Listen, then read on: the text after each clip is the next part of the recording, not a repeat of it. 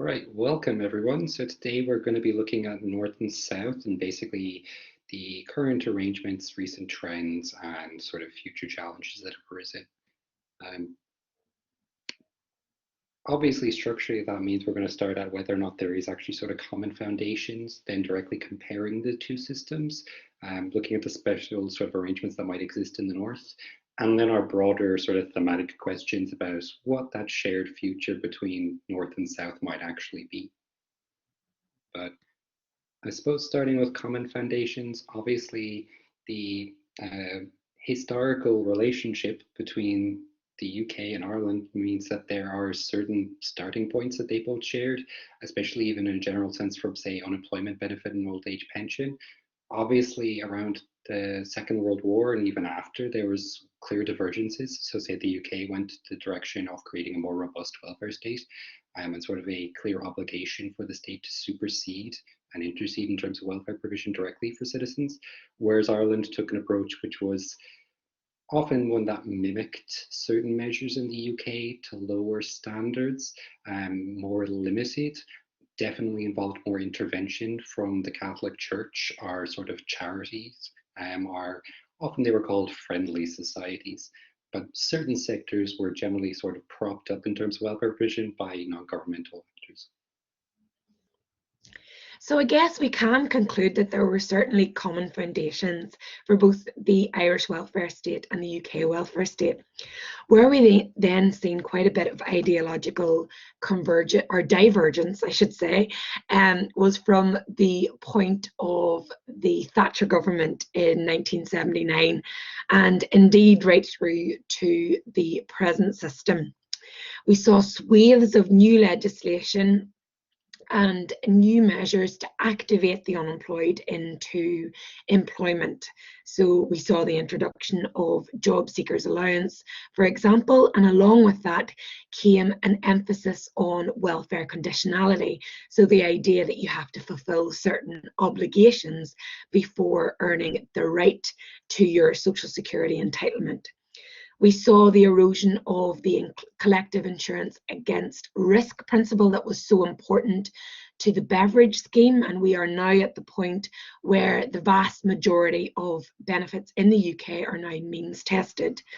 Politically, we saw a large measure of continuity between the Conservatives and New Labour. But then we did see quite a serious welfare retrenchment when the coalition government came to power post the financial crisis in 2008. And the coalition, indeed now the Conservatives, really embraced that concept of austerity.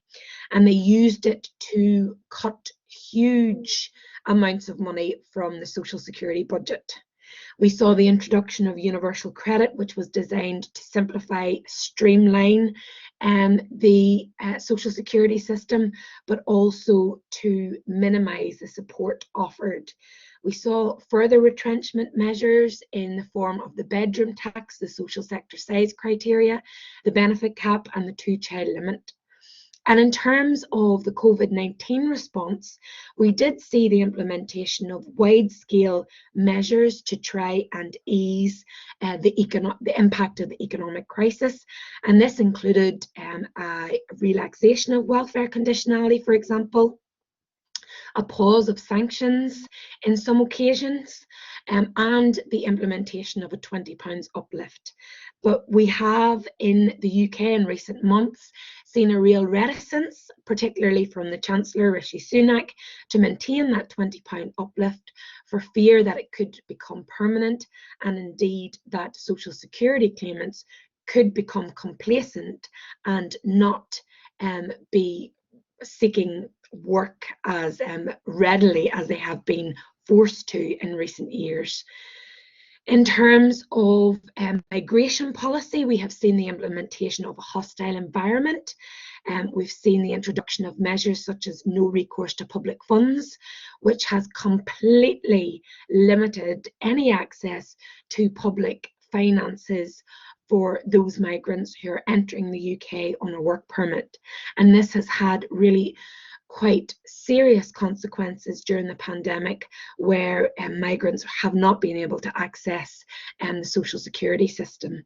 And indeed, there have already been, I suppose, steps towards creating an even more hostile system post-Brexit. And even going back to some of the stuff we've been saying there, I mean, because the Irish system never developed to the same extent, it means that, say, during the Thatcher years and even during New Labour, the Irish welfare system seemed to remain pretty constant. Where we did see shifts, though, are mimicking similar trends in the UK generally. So we still see this idea of a hostile environment, even though the terminology was different. But a focus on welfare tourism, asylum tourism, trying to make sure that even, say, the direct provision system created for asylum seekers would make it as difficult as possible for them to claim benefits under that parallel scheme. And even with the desired purpose of making sure that they were not pulled towards the Irish state to claim asylum.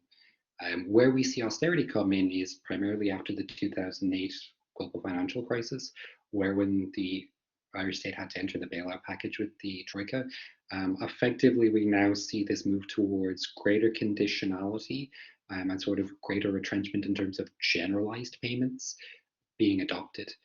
So often it was argued that this was something that bureaucrats in the administrative state had wanted to do for a really long time. It was just now they had sort of an external cover in which they could do it.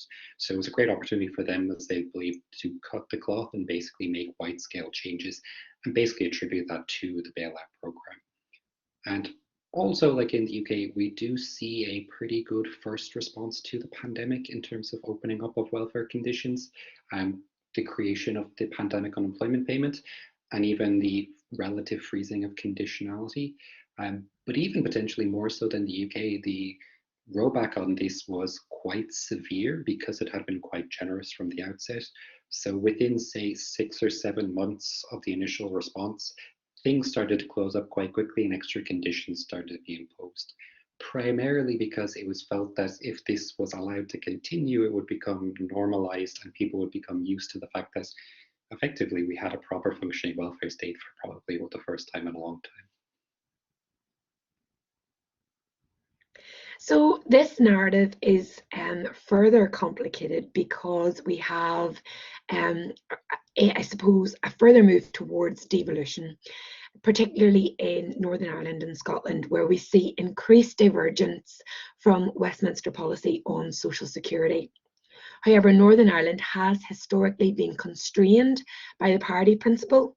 So even though they've held devolution powers in the area of social security since the formation of the Northern Ireland state in 1921, due to budgetary constraints, as well as a statutory obligation to ensure some sort of legislative parity, there has been great consistency or a significant alignment with Westminster social security policy.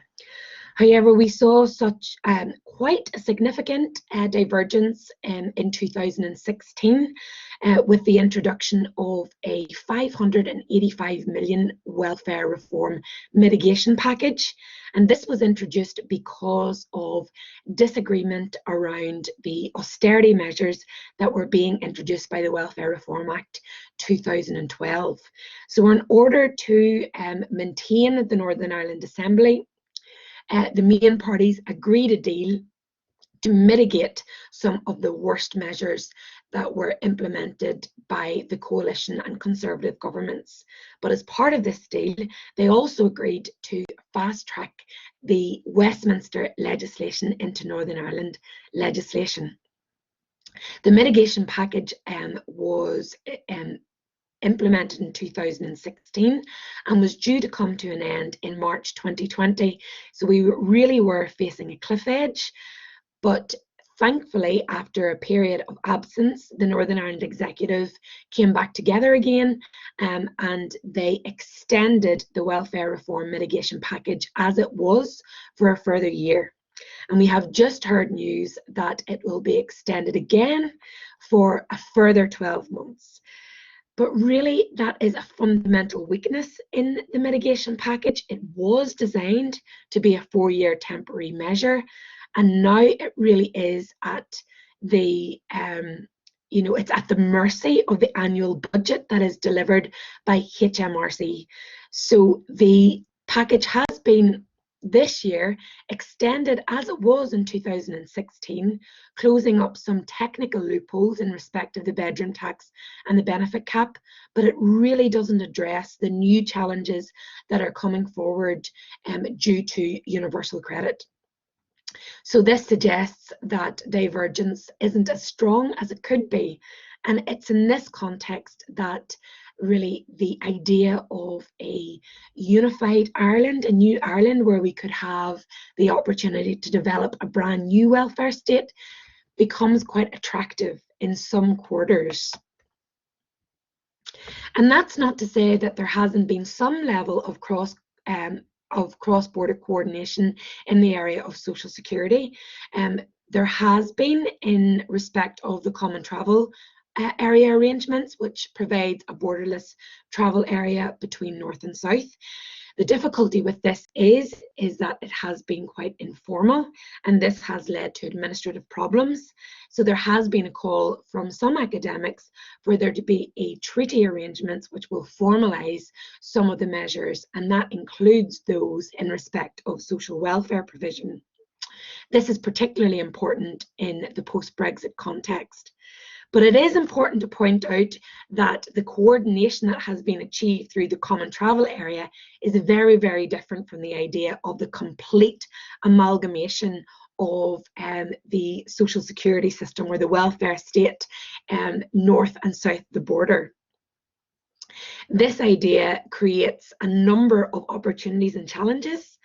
On one side, it provides the opportunity to completely reimagine a brand new welfare state, one that is based on respect, dignity, that is grounded in human rights, and that provides a minimum income standard. But the other side of that coin is one that is laced with risk. As Charles and I have tried to point out throughout this presentation, the trajectory of both the Irish welfare state and the UK welfare state has largely been one of retrenchment, and where fundamental rights have been slowly eroded for both migrants and citizens.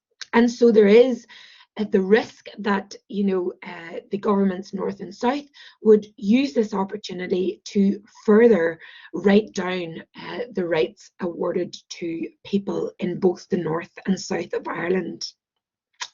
But there are more unanswered questions than answered questions, because we simply do not know what the shape of constitutional reunification in Ireland may look like. Could, for example, Northern Ireland maintain some devolved competencies, or will we be looking at a full-scale constitutional full-scale constitutional reunification of both states? So really, our main point is that whatever conversations are happening around the wider reunification of Ireland, it's really important that discussions around what a future welfare state might look like form part of these wider discussions. Yeah, and I think just rounding up what Kira was saying there, I mean, for us in trying to do this sort of research, we've just found that the discourse around the welfare state and any consideration of reunification has been relatively lax or quite limited. So for us, we think that there needs to be at least some uncomfortable conversations about this idea of a shared future and even what reunification might look like, with us trying to be in the driving seat as much as possible to make sure that the welfare state is not left behind.